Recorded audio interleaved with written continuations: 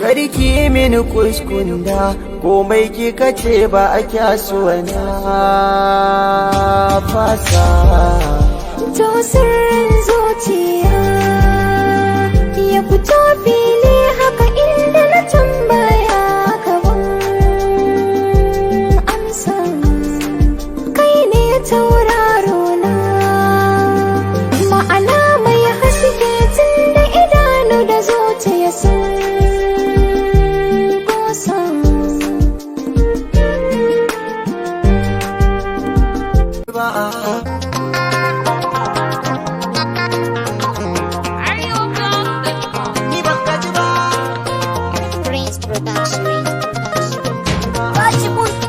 Ban gaji ba da kalar wahalar da na sha, ki sani da wata ki da ɗani zan ji muri na ga soyayya.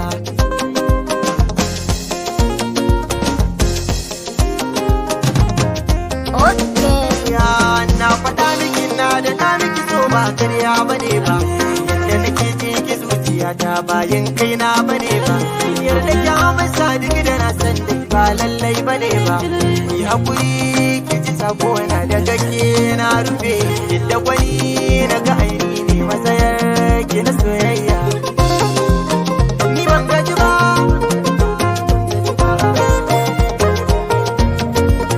cikin ga cikin duniyar mu dai rayun mu da ke mu haɗa shi, kana mu jure wasu mu jure sosai zai zama dashi. Mu dai mun gane zakirin sowa ne san ba shi, cikin ganna zagayen ne mun ki ciki ya daɗe, ki nazari kan abin da na san babu jayayya.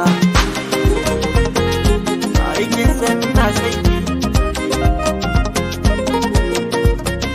ga wata yar magana in kika je ki gida ki tuna hanta, bana san rigima amma san ki yarai mini wauta.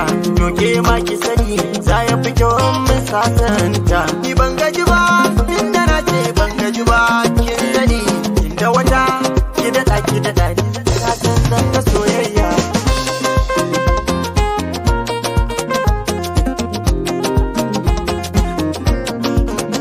Dan Allah ki kula ni dan na gaza ki hazani, so ne ya kama ni ya daure ni yayi bin rauni. Inda kin duba ni zakir baki yo sayani, ki ɗaya zan wacce na ni mai kyawu na kamanni. Inda na ce ke nake so ke ma ce min kina so na, to aikin sai na so kuma ina so.